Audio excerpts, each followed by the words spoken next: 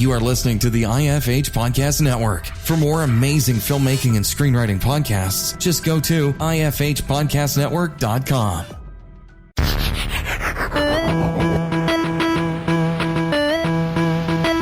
You're listening to the Dave Bullis Podcast.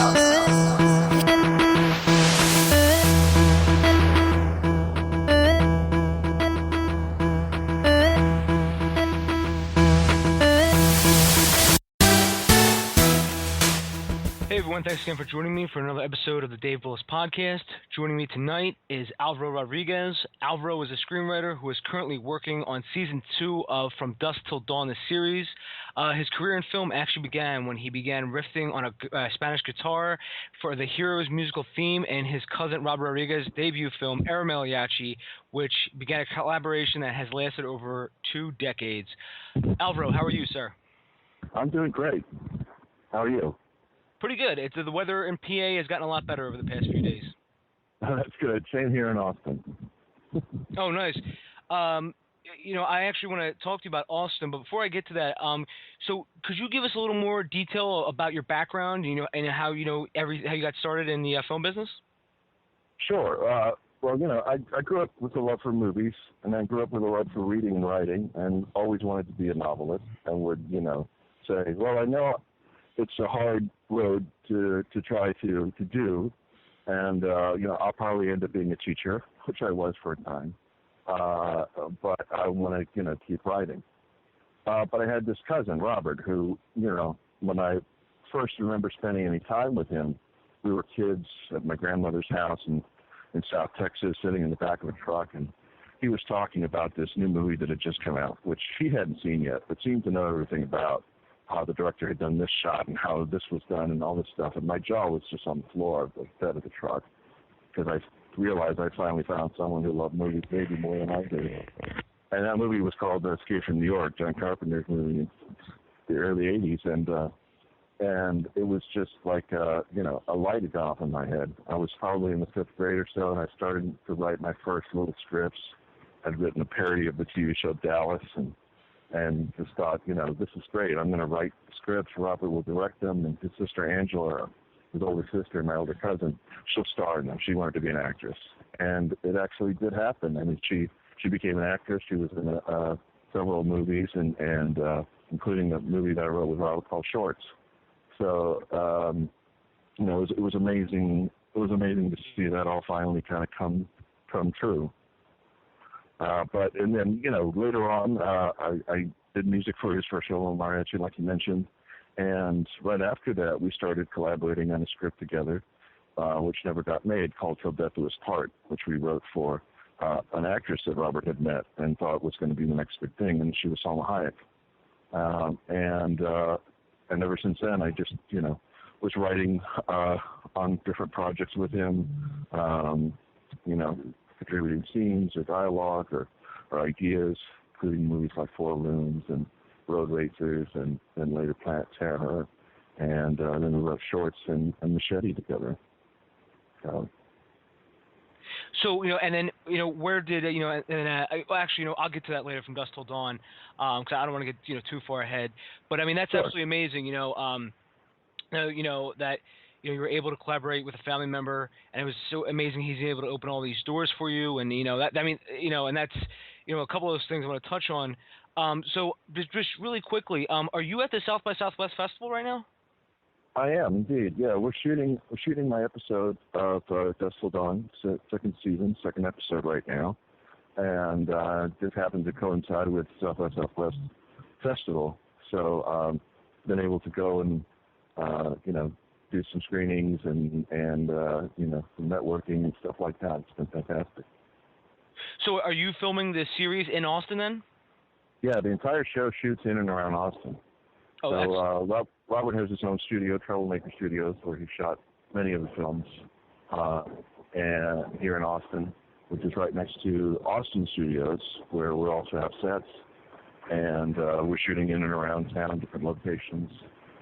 Machette was shot entirely here in Austin too, on those sets and on those stages and in and around town. So it's amazing. It's amazing to be able to have that kind of those kind of facilities and and just a great crew, great people that that Robert uses again and again on all these different projects. So it makes our our little TV show look like a big feature project.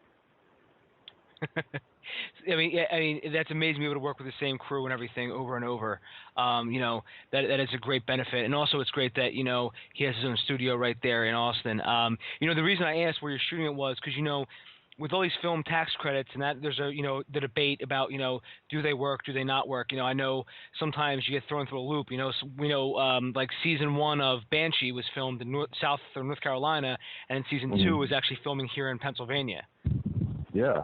Well, I mean, Austin has really become, over the last couple of decades, quite a film and television production hub.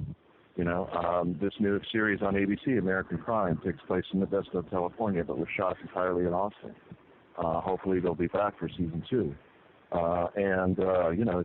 It's really amazing that Austin, it just has developed a really strong reputation for film and television. A lot of people want to be here. We have guys in our cast that have bought places here, and and I've heard the same stories from other crew members on other projects that they worked on, and from other people that Austin is a place where actors want to come and they want to work here, and because they have such a good time in the city, and the city is very open to all those kinds of things. So it's a great creative nexus here in Austin.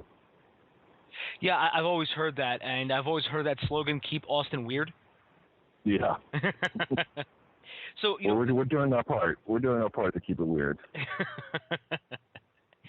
What's one of the coolest things that you have seen thus far at the South by Southwest Festival? Well, last night I went to a screening that was touted as the 30th, I think the 30th or so anniversary screening of The Road Warrior with George Miller, director, in attendance. And we got to see kind of a sneak after the film of the new Fury Road, the new Mad Max film. We got to see about 7 or 8 minutes of that, and then a special trailer that was just cut for South by Southwest. And Warner Brothers had struck a brand new print of the film. So it looked absolutely amazing. And of course, Road Warrior is such a huge influence on both Robert and myself. And Robert actually got to do an episode of his series on LA called The Director's Chair, where he interviews different directors. He just aired the latest one about a week or so ago with Francis Ford Coppola. So he got to film an episode with George Miller. And it's just amazing to see something like that in 35 millimeter. I think they said is the only film at South by Southwest that was screening in 35 millimeter on the big screen in a beautiful theater downtown Austin, the Paramount, which is celebrating its 100th anniversary this year. So it's just like it's a really amazing and kind of priceless experience to see something like that. Yeah, I mean, I know you can't go into detail, but what did you think of the couple of minutes of the new Mad Max you were allowed to see? It was amazing. It was really amazing. I mean, it was such a tease. It was like, please give us more, because it looks beautiful. And Tom Hardy, who plays Mad Max, looks fantastic. Charlize Theron, the entire cast. It just has.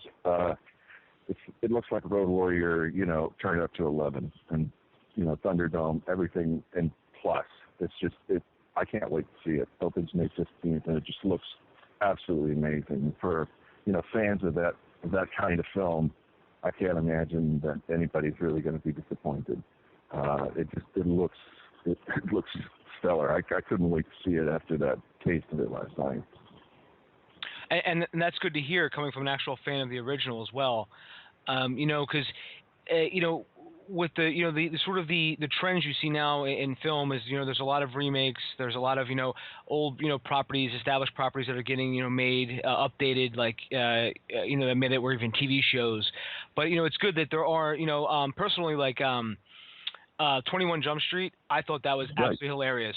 Like, you know what? I mean, I went in there with almost no expectations, and I came out and I said, wow, that was actually pretty damn good. Yeah, absolutely. I mean, I think that's the thing. You know, the remakes and reboots and reimaginings often get, you know, short shrift, and people say, you know, there's no more original idea. Well, you know, just because the Coen brothers made True Grit doesn't erase the first film. You know, doesn't erase the original.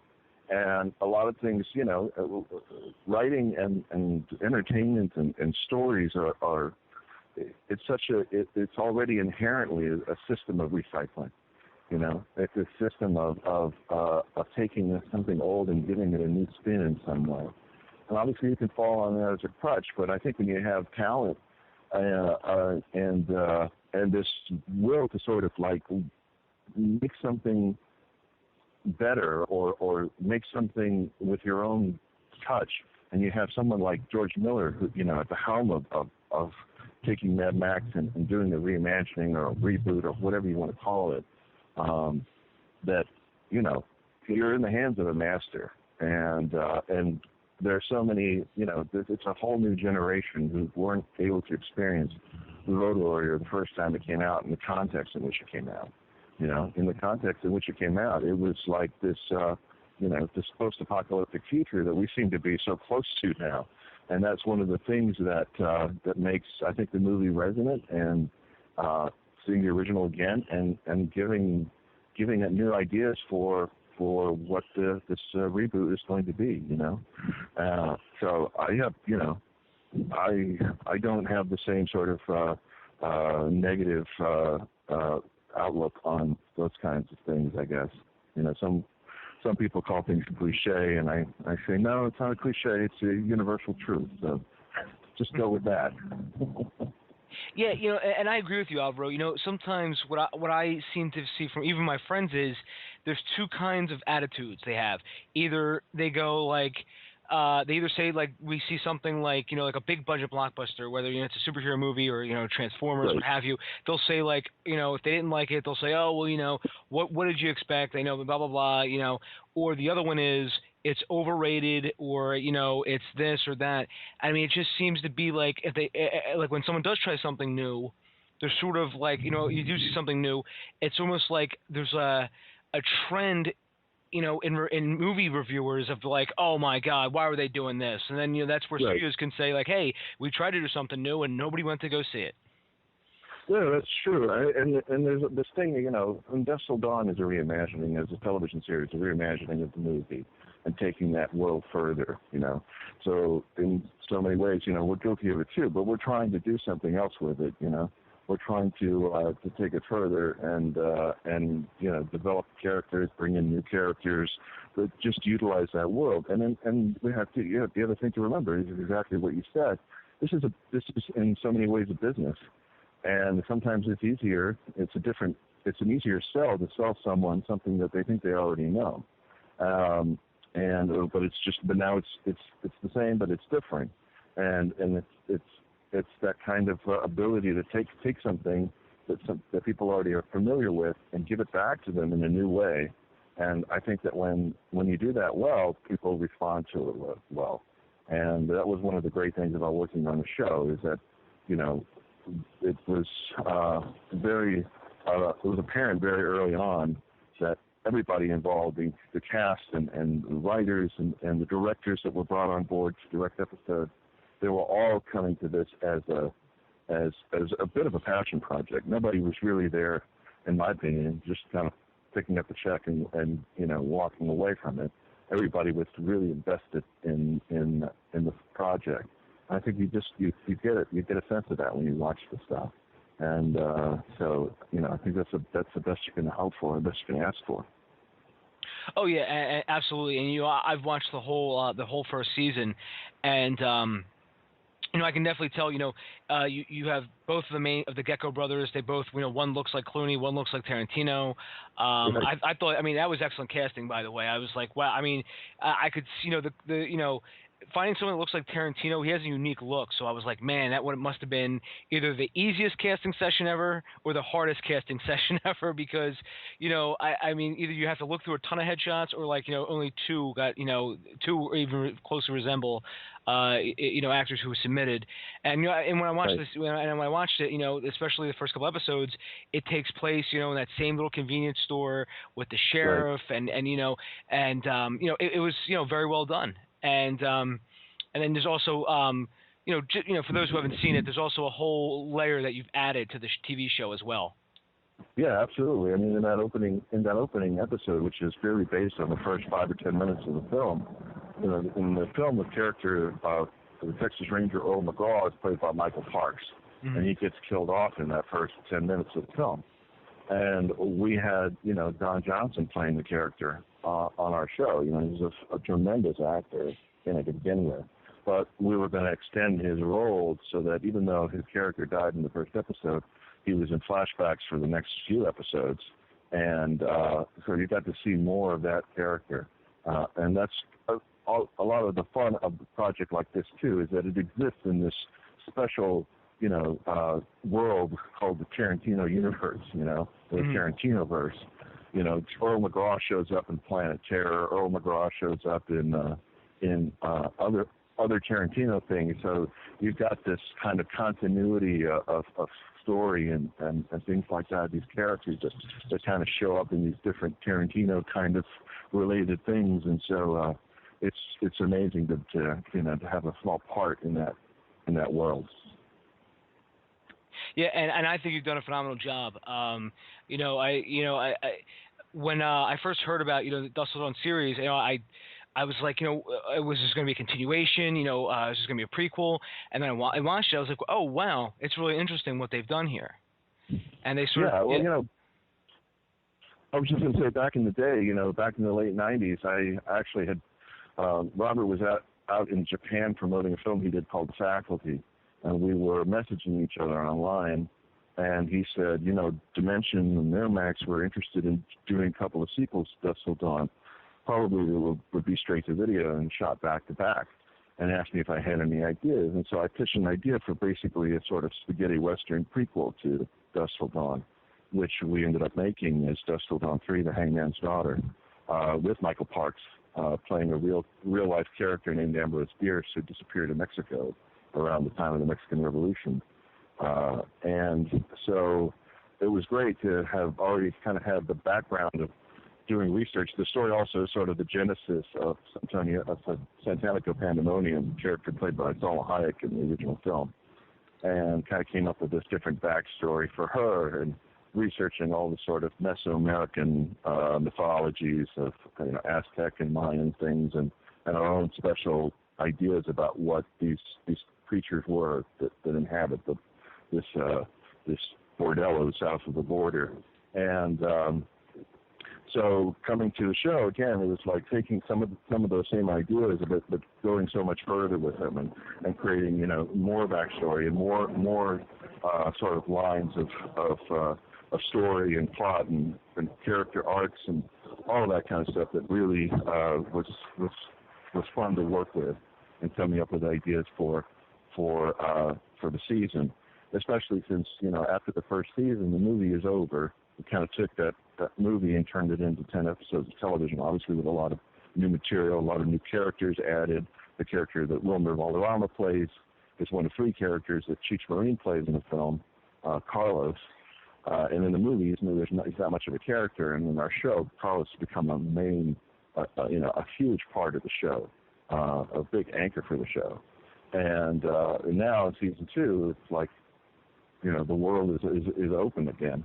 And so being able to create the season arc that takes us completely out of the movie now, but following these characters and allowing the stories and storylines and arcs to grow from characters instead of, just following what we had already seen. Well, it was a great challenge and also just a great opportunity to try to do something interesting and new.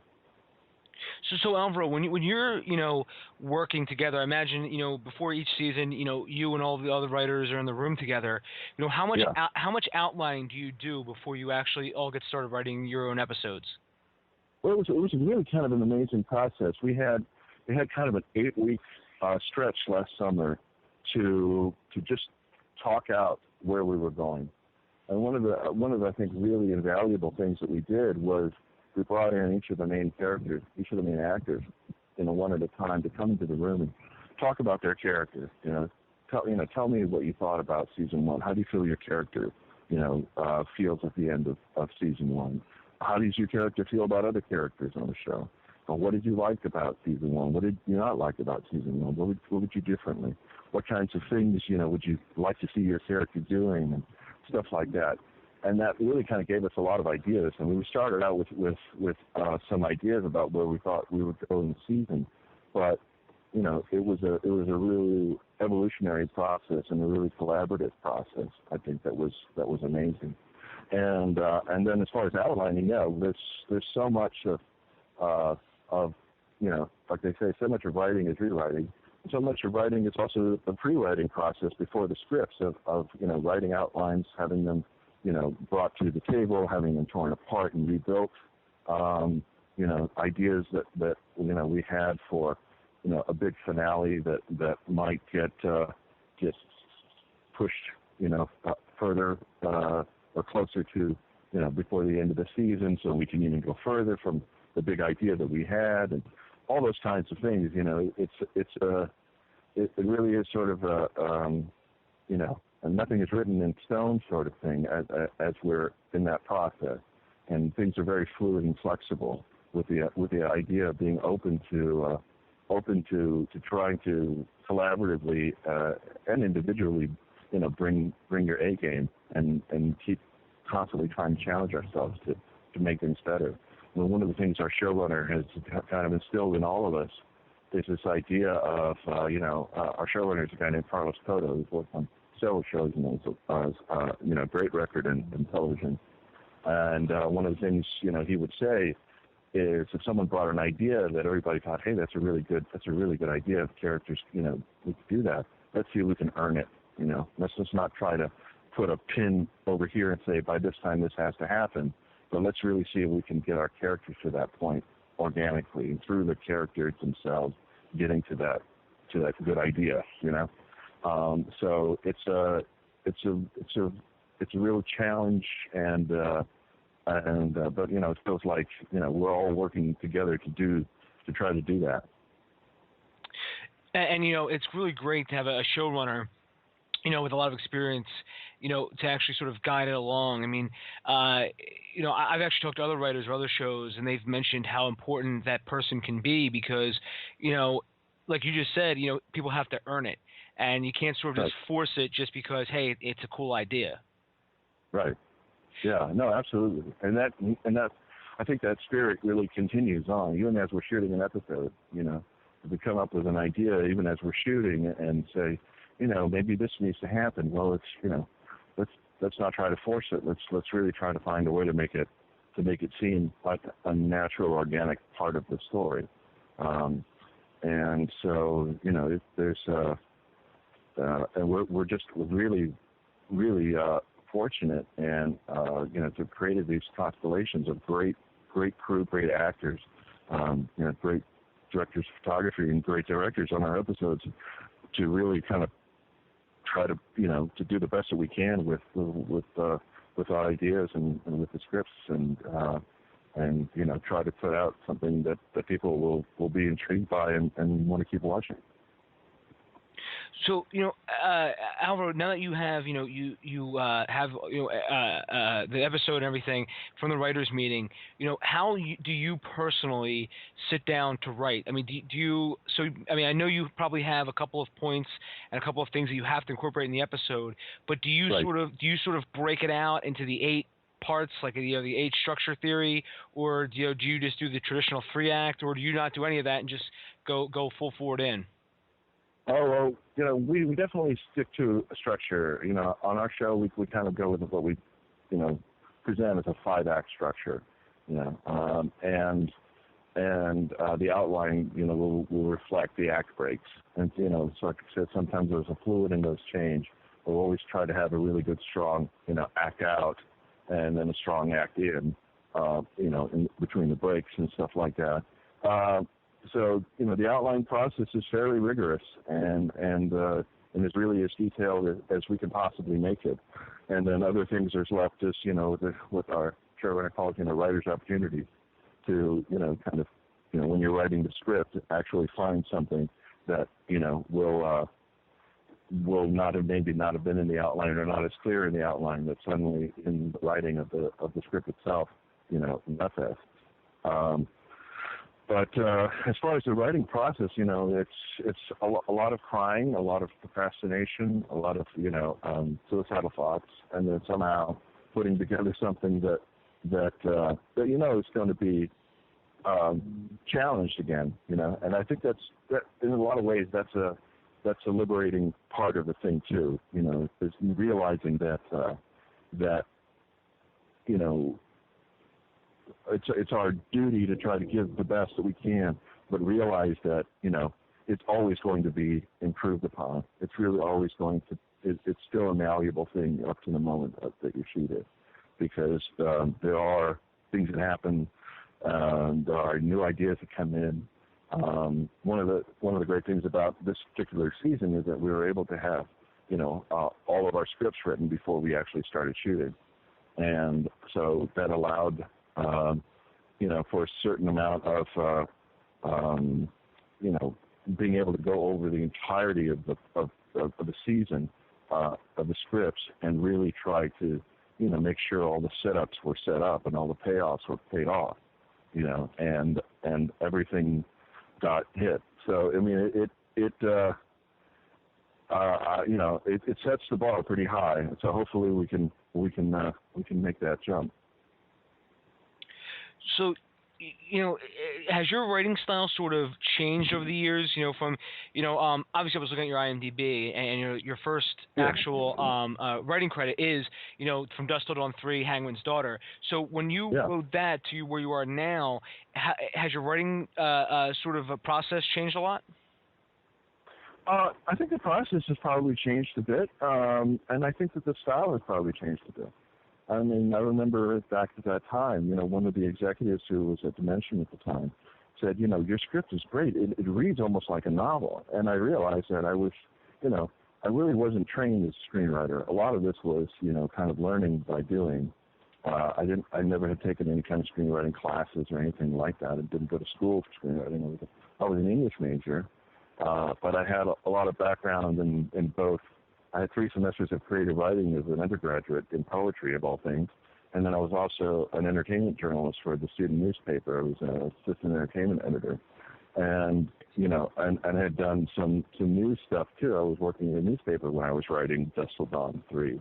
And it felt like, those things which I sort of discounted were actually strong primers for screenwriting, because in screenwriting it's so much about the essence of things, and such a skeletal structure that the poetry lent itself to that, because in poetry so many times you're trying to create sensations and images and emotions in a reader in as few words as possible, creating these images in as few words as possible.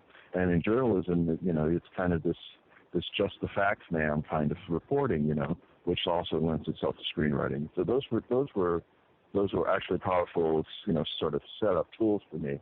But even then, I feel like I learned to kind of find my voice. I think my voice was there in the first script, in the Hangman's Daughter. It wasn't the first script I'd written, but it's the first script that got made, and then to kind of hone that down and keep trying to to convey as much information as possible in the most economic way possible, and try to really find the power of the language in order to convey in the reader's mind, that might be a reader who's picking up the script and is the one who's going to pass it on to the next guy or not, or to actually have a shooting script and have the director read this and say, this is how we're going to do this, or the director of photography read this and say, this is how it's going to be shot, without using, without telling them exactly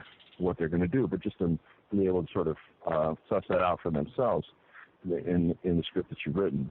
So yeah, I think it's definitely evolved, I guess, if I can use that word again. It's part of the process, and that, I hope that I can keep evolving and keep getting better at what I'm doing. And I mean, it's amazing that you're always finding new ways to improve. I've noticed that too. You touched on something about you said the script read like a novel.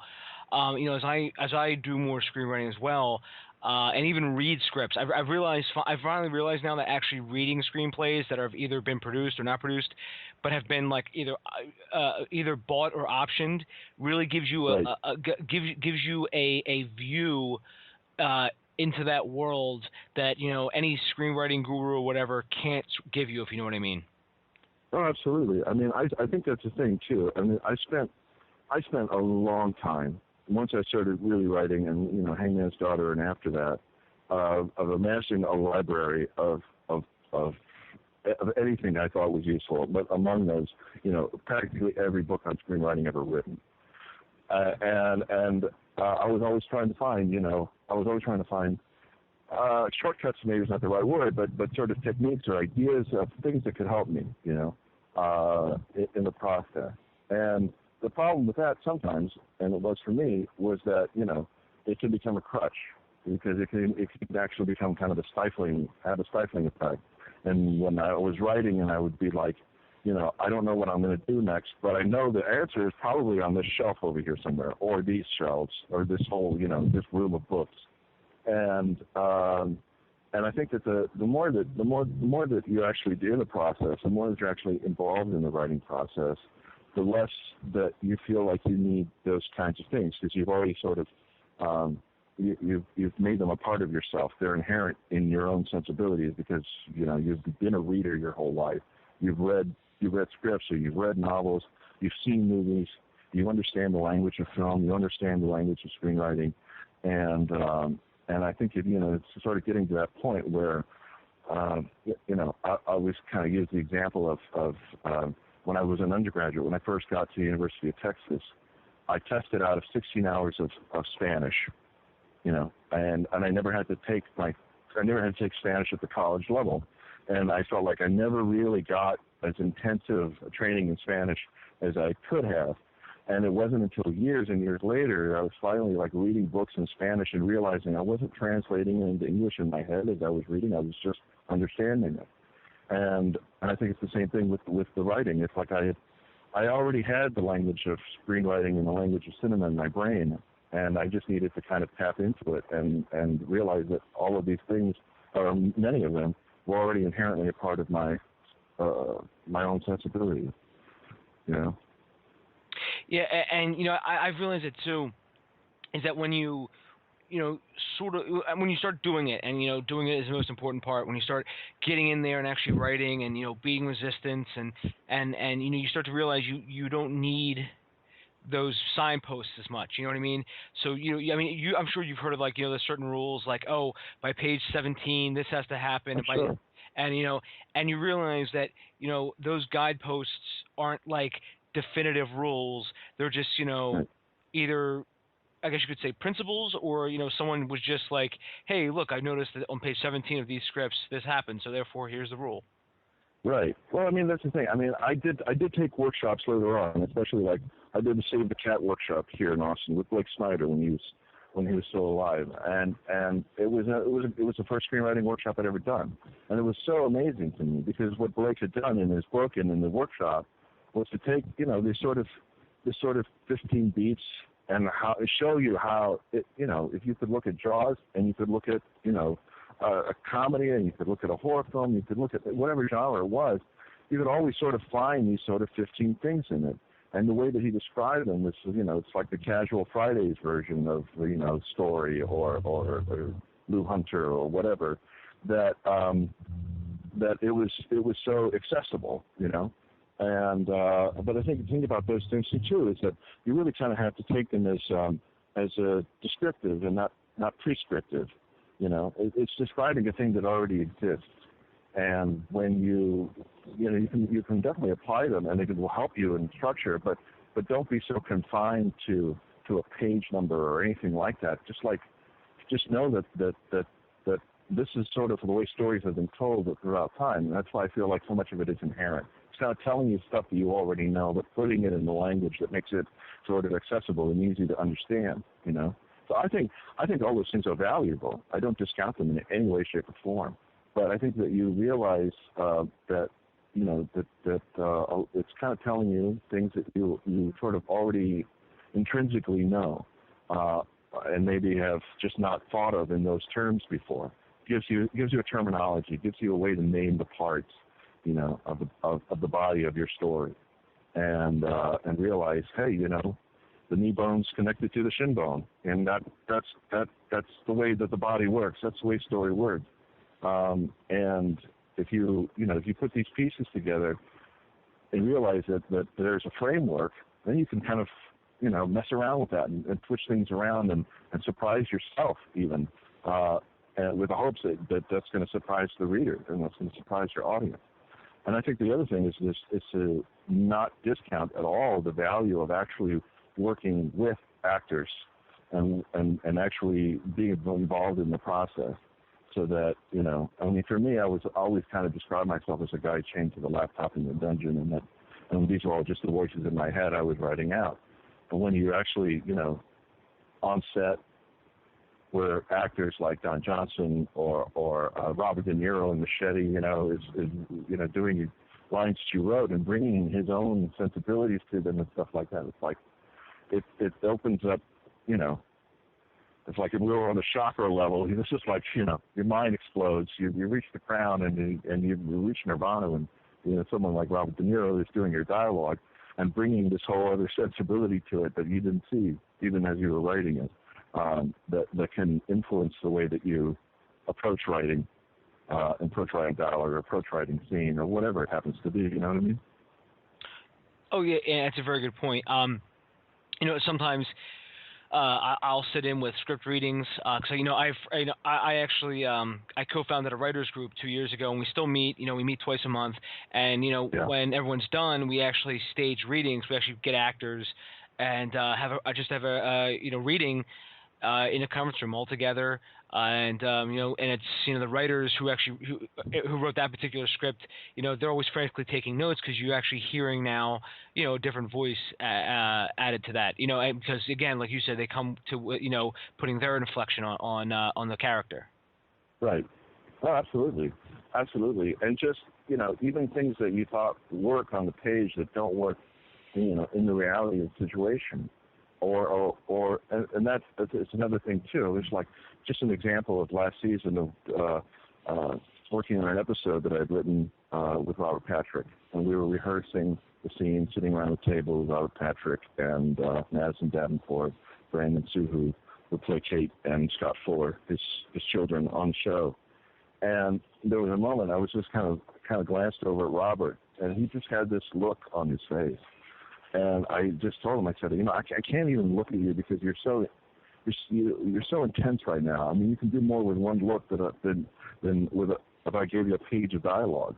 And realize that the physicality of the actor is something that never to sort of underestimate in the writing process. And realize that you have to leave something for the actor, to do.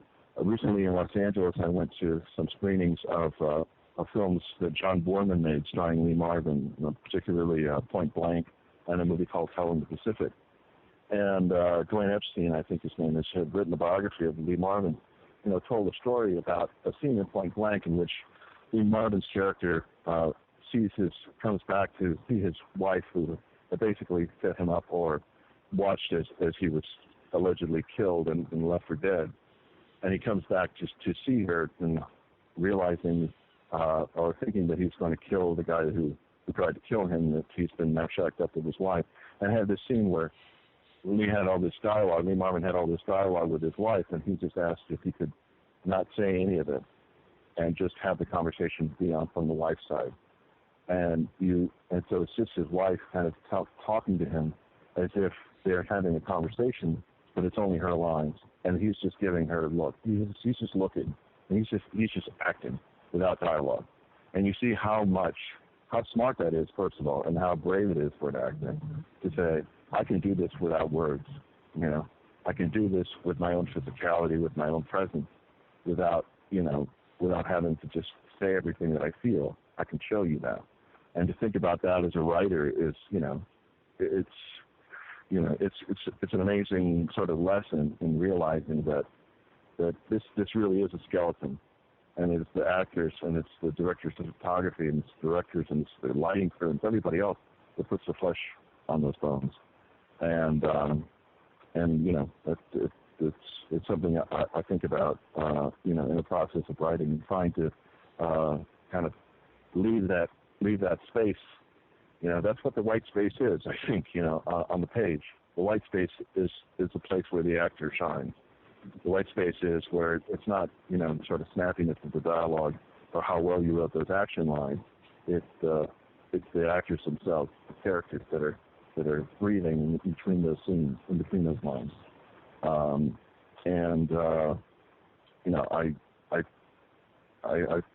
talked about a Jonathan Richman song about the Velvet Underground. He has a line in where he says they played less notes and left more space. And that's sort of the thing I tried to do in screenwriting, kind of play less notes and leave more space. Leave that space there for the actors to inhabit.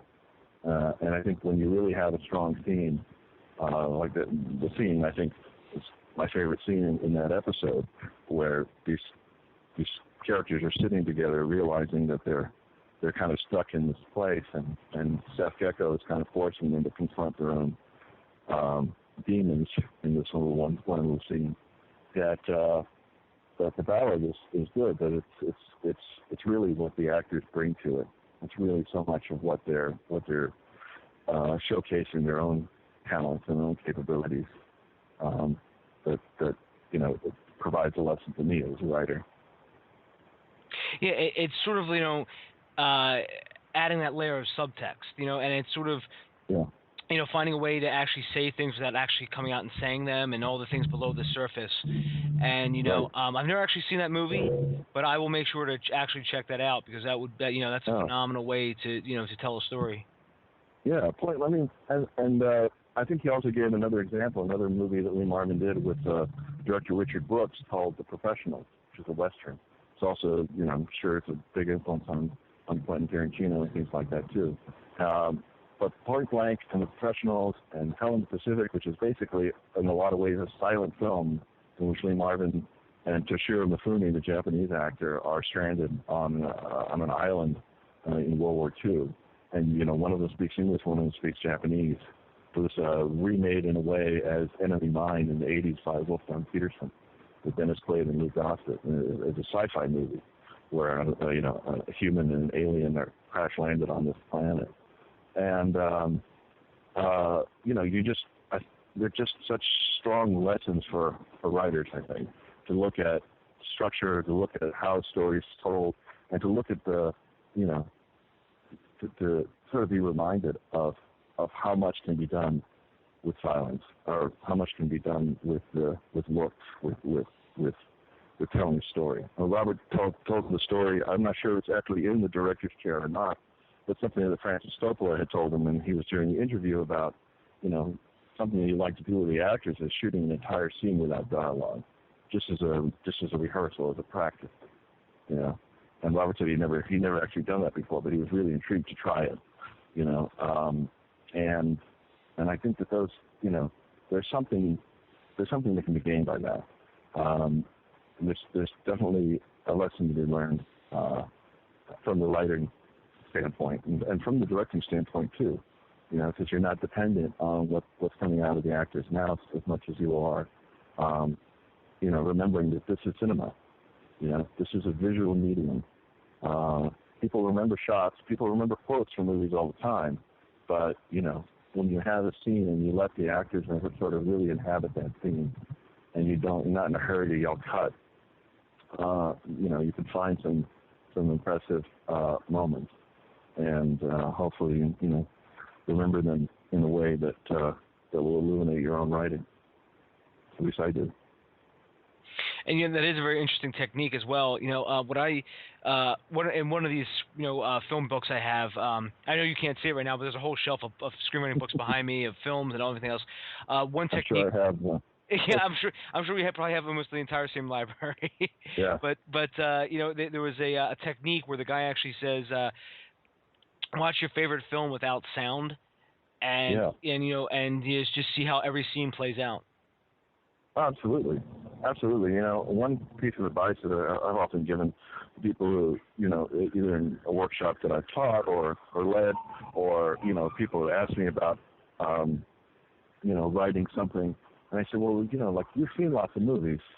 So what's your, think of a movie that has a great scene in it that you really love.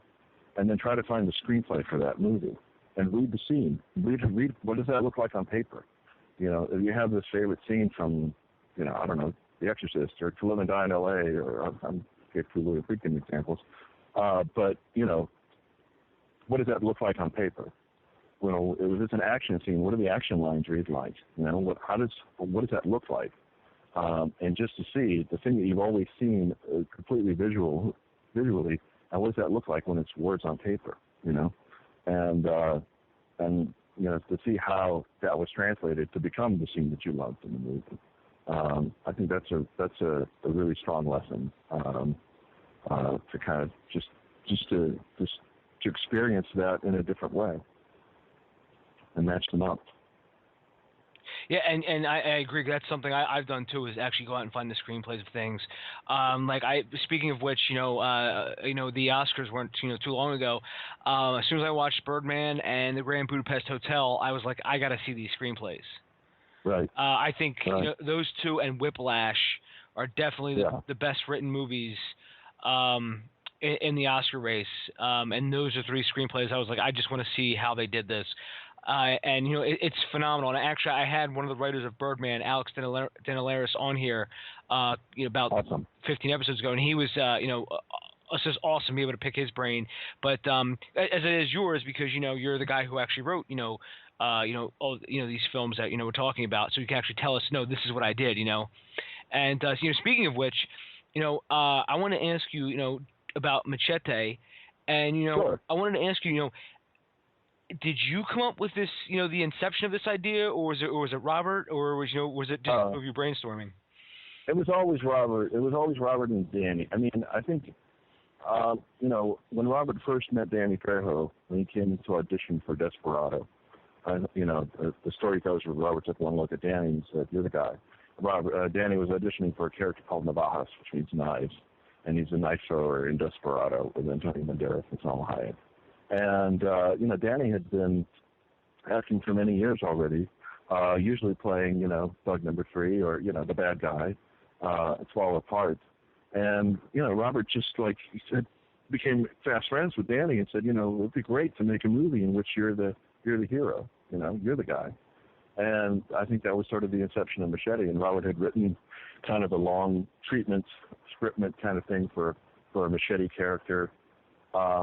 And then when it came time to make Grindhouse, which Robert made Planet Terror, Quentin Tarantino made Death Proof, and it was released as a double feature, and it came up with this idea of really kind of going with the whole double feature drive-in concept and doing fake trailers for movies that didn't exist.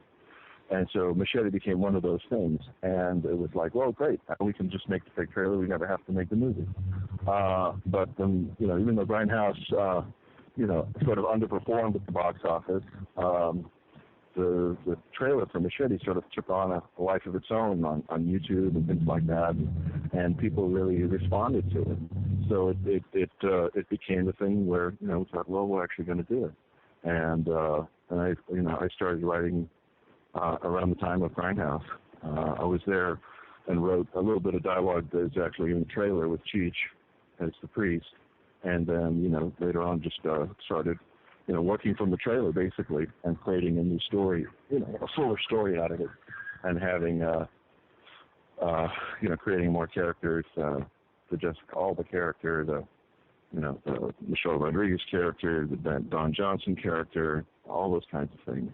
it just really evolved over time until we actually made the film, and you see how it turned out.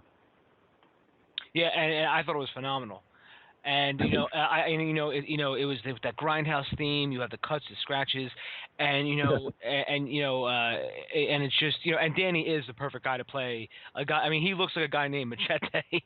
Yeah. Oh, absolutely. I just did a panel with him at a Comic-Con in Fort Lauderdale a few weeks ago. And someone from the audience asked, what's your favorite character? And he said, Machette and Marsha Brady. Yeah, so I had to ask him how that happened. And he said, yeah, my manager said, I think we got a Super Bowl commercial. And he was like, you're kidding. What do I have to do? He said, well, it has to be Marsha Brady. He's like, I'll do it. So that was even that is just like so amazing. It was so amazing to see. It's terrific. I'm glad to be a small part of the sort of persona that Danny has been able to inhabit as that character. So when they were filming Machette, were you on set every day, or were you not, or just a few days, or? Yeah, I was on a few days. I was on off and on. It was amazing. It was amazing. I got to be on set when Robert De Niro was there, and got to talk to him a bit, and he was so generous and so kind, and I think the thing about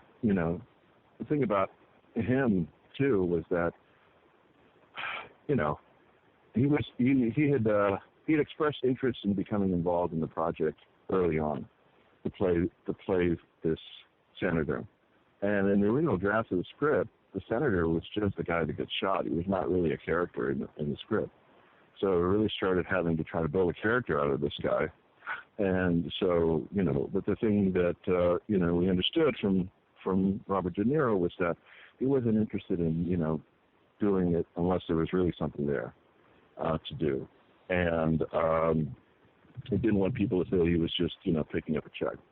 And so, started coming up with ideas and sending in dialogue and concepts and stuff like that, and we'd get responses like, yeah, that's good, keep coming, and finally hit on sort of the finale of his character and the speeches that I'd written for his character, when he signed on.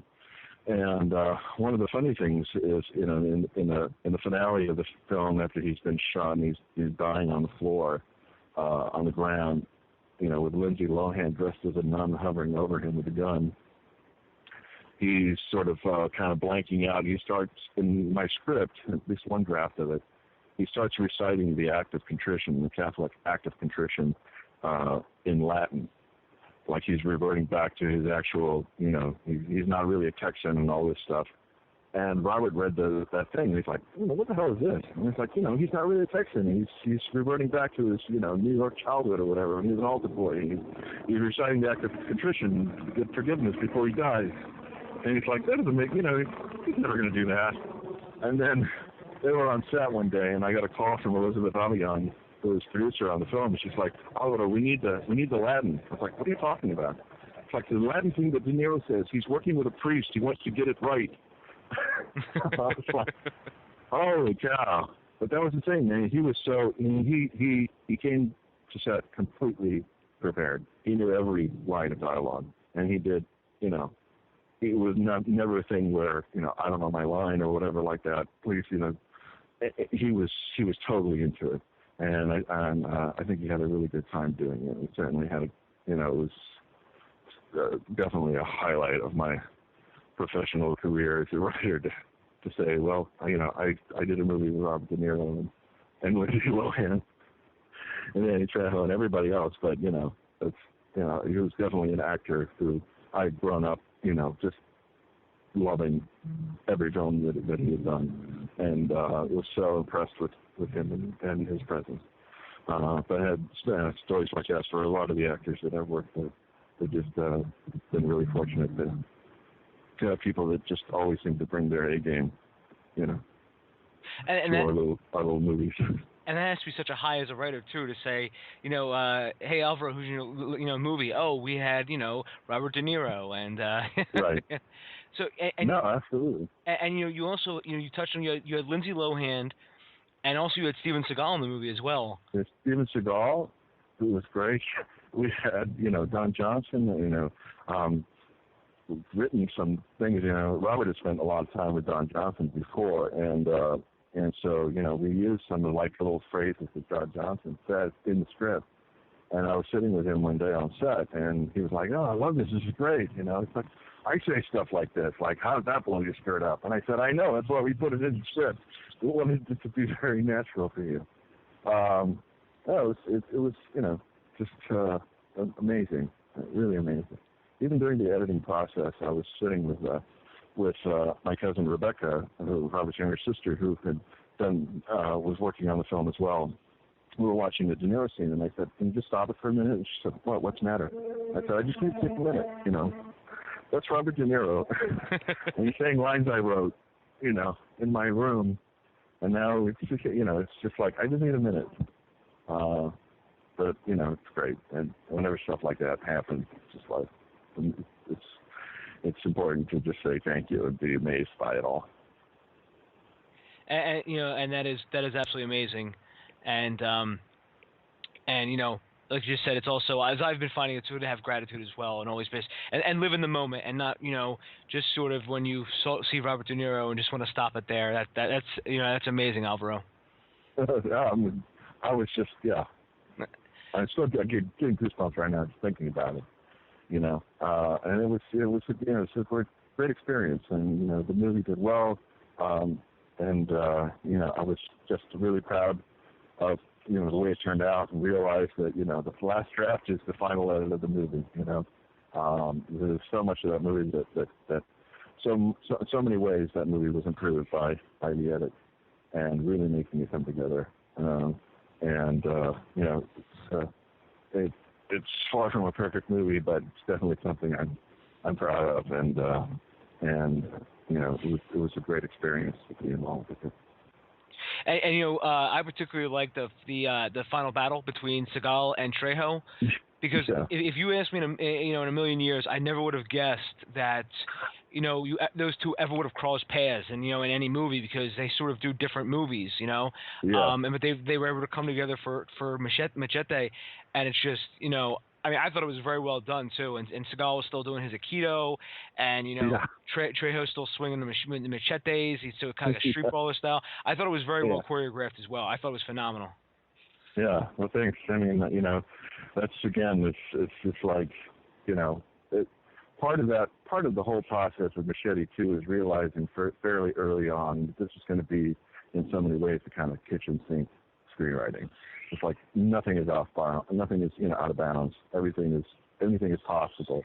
You could have a scene where a guy rappels down a building with someone's intestines, or Machete stabs the cop, or the fake cop through the back of his seat from the back seat of the car, and then steers the car by turning his machete through the guy, and stuff like that. So it was pretty liberating in that way too, and realizing that you're going to have this crazy final showdown where anything was possible, and you could have a sword fight with Machete and Seagal and his sword, and just it was just turning everything up to 11, I hope. So, when you were actually writing it, did you actually know Seagal was going to be cast in that part, or did you actually, evolve that part later on when Seagal was cast? A little bit of both. I mean, the character was starting to be there before it was Seagal, and then knowing it was Seagal, things were enhanced and added to it. It was really, that was part of the process with the movie itself. I mean, even from Lindsay Lohan's character too. I mean, Robert, told me if I could get Lindsay Lohan to play this part. I said, it's not even a part. We got to try to, give her some stuff and just sort of, hit on these different little ideas that just kind of gave her her own arc and told a little story. So it was great. It was so much fun to be a part of that process. And that's great that everything was able to come together. Very, very, it's something, and you've been involved in movie making for, 2 decades now, and whatever can go wrong will go wrong on a film set. And, or even beyond that, even when things are in development, it's so good you were, able to put it together. But I mean, again, if you have any listener out there who has not seen Machette, I urge you to go out there and check it out. It's phenomenal. Thanks. Alvaro, we've been talking for about an hour now. Would you mind just taking a few quick questions that got sent in? Sure. It flew by. I'm sorry? That was an hour. It flew by. Yeah, it always seems to work out that way. Which I don't know if I just asked the right question or I just sort of I don't know. So, but I'm glad it flew by. Because it flew by to me. That's the thing. Yeah, because it's a conversation. Yeah, it's a conversation, and when you talk and you're having your conversation, you're not looking at your watch. So that's the way it goes. That's good. So our first question is, Alvaro, would you ever consider directing your own film? Absolutely. Absolutely. I definitely am interested in doing that. Years and years and years ago, I had written, it was actually my first screenplay, and I was, hoping to direct it. It was going to be very low budget, very independent, Texas-based project. It never really got off the ground, but sort of as a training for that, I went and made a short film on video that no one has ever seen, no one will ever see. But it was, and it happened so quickly. It was not much of a lesson to me, except to realize that I needed a lot more experience to do it. And then for a long time, I just, whenever I was asked that question, I would say, right now I'm just really trying to focus on being a better writer. That's still my answer. I'm still trying to focus on being a better writer, but I'm definitely interested in doing that other role behind the camera. And, I think that's part of the great opportunity on working on Dusk Till Dawn is that it's, as a writer of the episode, you're sort of writer-producer. You're there on set. You're working with the actors as much as you want to be.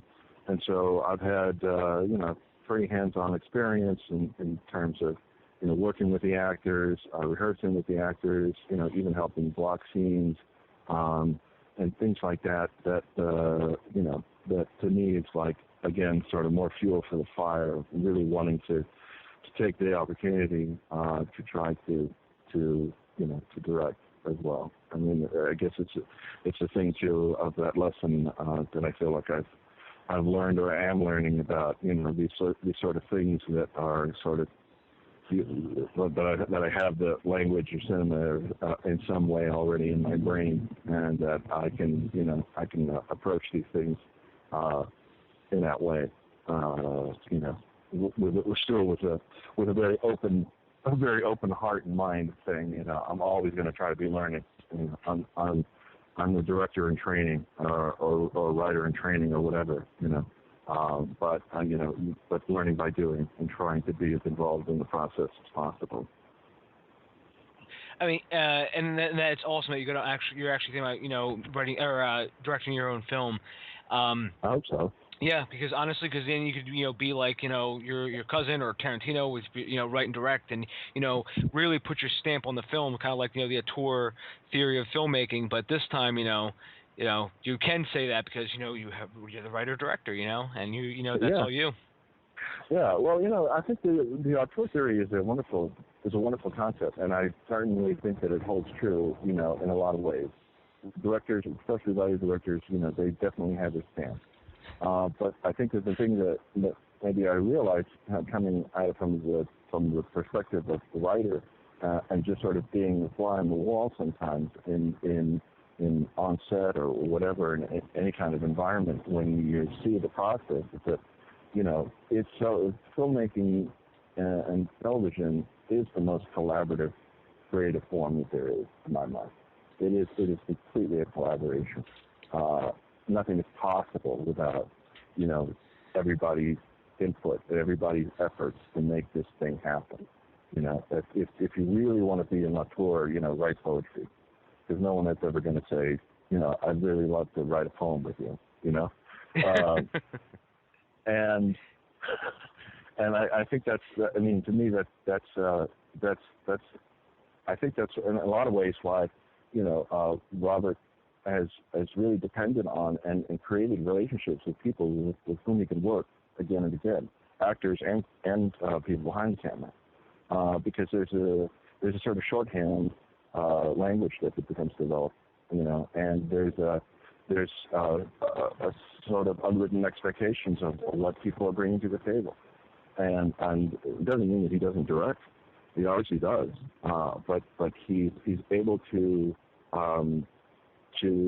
get what he wants by virtue of having a really strong cast and crew, and I think he would be the first person to acknowledge that. It may not have been that way in the early days because he was so hands-on. He was so with El Mariachi and the short films that he made before then.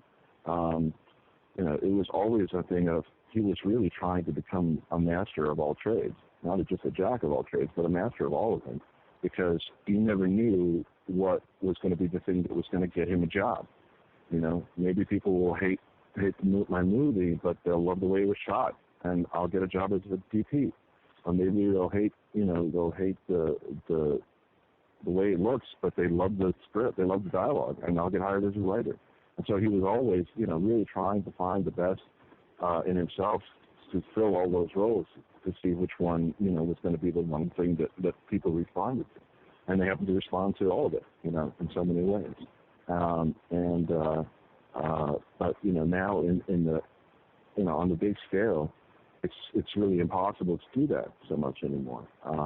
And I think that, whenever you see these speeches, when people accept awards and they thank, the writers, or they thank the producers, and they thank the people who put this thing together. And it is so much of a community experience. I think Orson Welles said every movie is a miracle. And the miracle is that you get all these different people who may have all kinds of different opinions to work together for the common cause. And that's really, I think, what a strong director does, is sort of unite the team and get everybody, working for the good of the project and doing their best. Yeah, and just to add on, you said the director is the guy that sort of leads a team and builds a team. That's so true. And one thing that I've always heard is the idea of genius around, which means always hire people that are smarter than you are. Oh, yeah. And that way, and they said, a big part of the director's job, it can be, taken care of just by hiring a good, having a great script, having a great cinematographer, and then having great actors, and then, you pretty much, it's only yours to mess up from there. Right. I mean, if I were to go direct a film right now, I would have no idea, what kind of lighting am I going to use, or what's the right terminology for this piece of lighting or that piece of lighting, or this lens or that lens. I would have no idea at all. I might have a very, very, very basic idea, but I mean, that's the thing. It would be a matter of really kind of surrounding yourself with people who know what their tasks are. They know their strengths.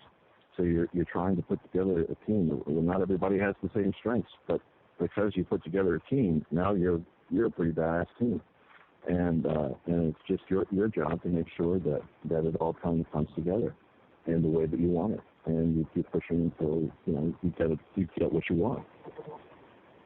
Yeah, very well said.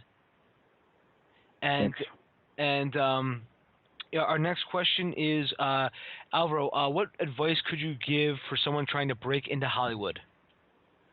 I always felt guilty about that question because, I didn't, in a lot of ways I haven't broken into Hollywood. And what I have done is, been able to work with Robert on many projects. I'm working with other people on other projects and getting other things off the ground, features and stuff like that. But, obviously, I feel like I had a huge door open up for me that I scrambled through as quickly as I possibly could. But at the same time, you mentioned the 20 years of filmmaking experience. But a lot of those years I wasn't making films. A lot of those years I was not as involved as I could have been. I never really kind of took the bull by the horns and said, I'm going to go to LA and I'm going to try to to work my way into the system. And everything has a time and place. But I would say that to kind of follow up with your Genius Surrounds idea is to try there's so much in my experience at least. I don't know if I can speak to the business, but I'll definitely say in my experience that you cannot undervalue the power of relationships. And every time that I have had any kind of success, any kind of forward movement, it's always been built upon the relationship and putting yourself in the space where you can meet people and find common interests and things that you can do. I mean, one of the huge things for me was when Machette came out in 2010, I was invited to be a panelist at the Austin Film Festival. And I literally was the guy chained to the laptop in the basement for such a long time, even though I'd already done Festival on 3 and 8 years earlier. I was suddenly, up on stage, doing panels with real working professional screenwriters that I had somehow conned into thinking I was one of them. And, it really opened a lot of doors for me because I became instant friends with a lot of people I'm still friends with today that have helped me in so many ways. In the times that I would go to California and try to set up, meetings, from the point the plane landed, going have coffee with one guy that says, oh, you need to go talk to this guy, or you should meet this person. And then coffee and breakfast and lunch and drinks and dinners and, after things and just like really networking, putting your best foot forward, and being a bridge builder and trying to, to find those things, find the ways that will help you get where you want to be, And I found that, having boots on the ground in California and Los Angeles especially has been, over the last couple of years especially, has been huge for me. It's almost like uncanny, just to sort of chain the things that, someone I didn't know, last week, 2 weeks later was saying, I would like to, work on a project with you, or would you like to be involved in this, or would you give me some ideas about this, and then something happens, It's just, it's pretty amazing. But I think that's the thing, is you've got to put yourself in the position to create that kind of environment, So, if it means starting small, and it means starting in a local writers group, then do that, and find the people in the writers group that you really complement with an E, not an I, but that are that bring something to the table that you don't. Maybe you can work with them, or maybe they're going to work with you, and just start really start building your relationships as you're building your own talent and building your own skills, and then it's just push. And I think that's the thing. It's push as much as you can. I don't know what else to say about it. And I just wish I wish everybody good luck. And we're living in an age right now where the demand for content I don't think has ever been as high as it is right now. The opportunities have never been as plentiful as they are right now. I mean, in a lot of ways. And I think that just sort of the willingness to say I'm ready for work, I'm ready for I'm ready to take this to the next step, and throwing yourself in the mix is as good advice as I think I can give. And, again, you touched on networking meetings and, just finding out what you can do for people and being a bridge builder. And, again, I think that's key. not sort of so much asking what other people can do for you, what you can do for other people. Absolutely. Because, people don't want to, be sold to constantly. It's like, like when I talk to people about social media to Alvaro, I always tell people, don't constantly promote yourself. Don't constantly talk about this. Right. Because that's just a turnoff. No one's going to follow you just to hear all about you constantly. Right. Right. Well, that's true. I mean, I think that's the thing that social media is still in its infancy in a lot of ways, and that is a lesson that people are quickly learning. I'm learning it too, and I think that there's this. The thing about social media is to really kind of, I think, if you try to use it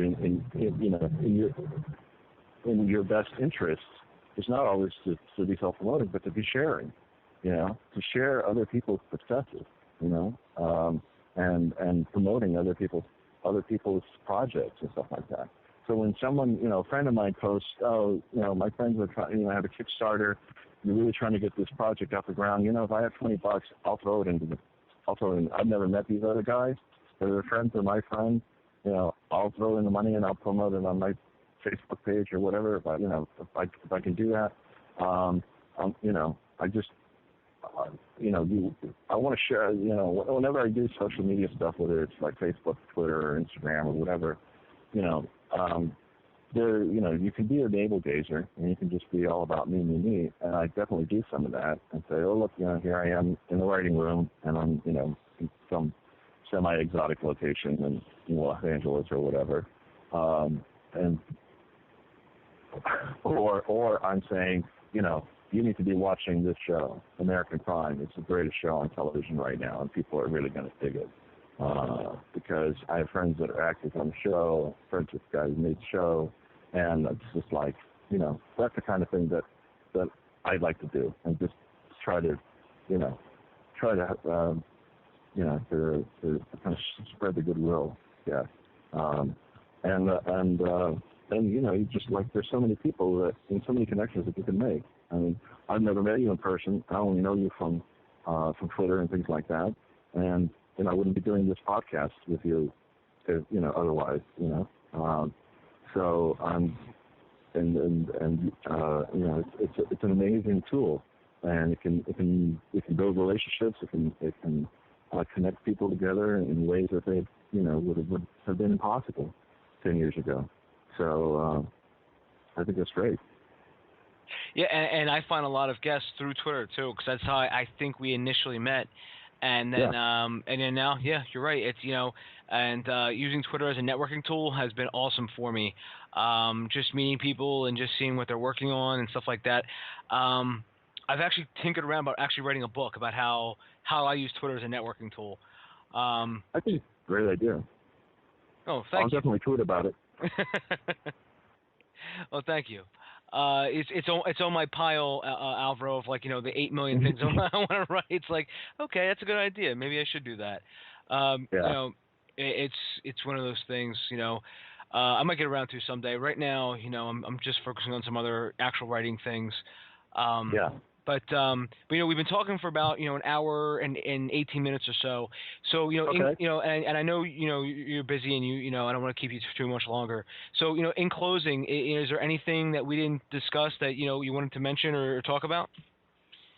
I think we covered it. I just I would just say that it's like I say, I feel like I'm not I'm the last person to give advice, but because I still feel like I'm trying to be learning every day. I'm trying to keep that perspective on everything.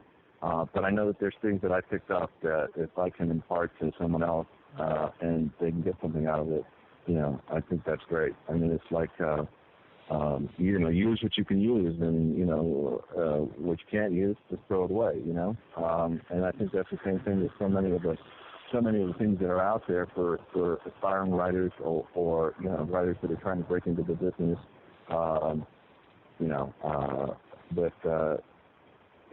Just because you've read it in a book, or you've got to make the experience valuable for yourself.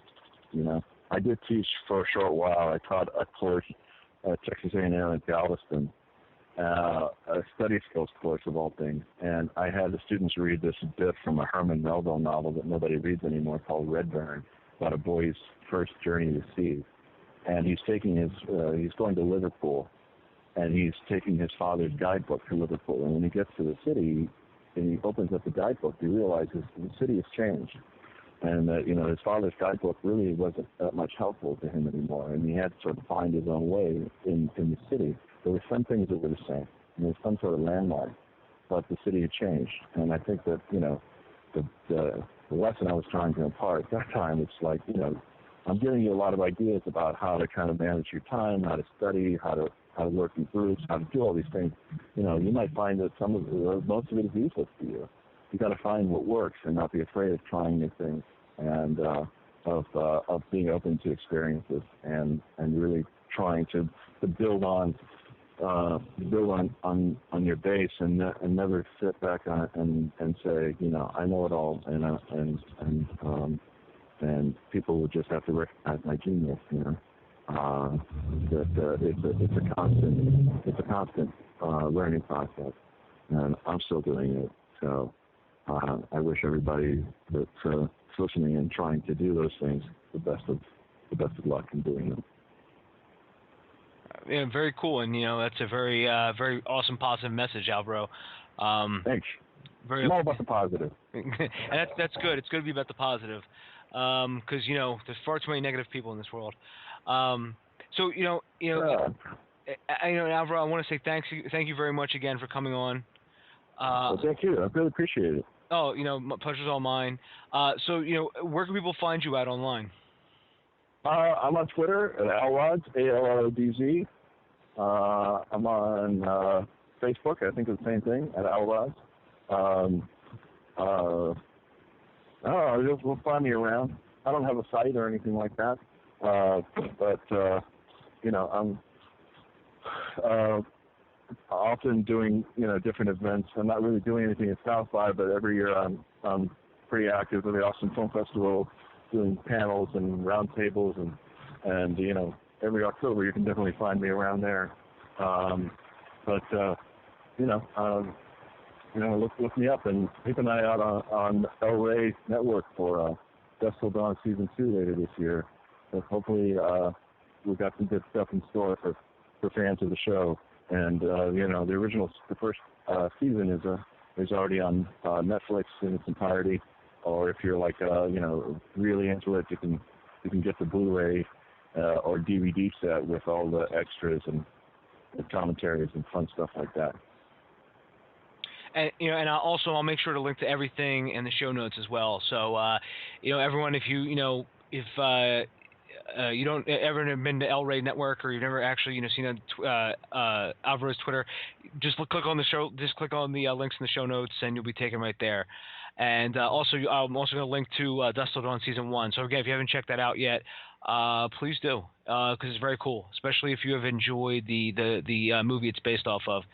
And again, Alvaro and I have said, it just expands upon that.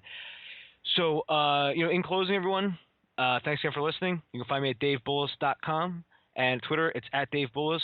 At Dave_Bullis. And there's tons of show note links that if you want to stalk me on any other social media sites, they're there as well.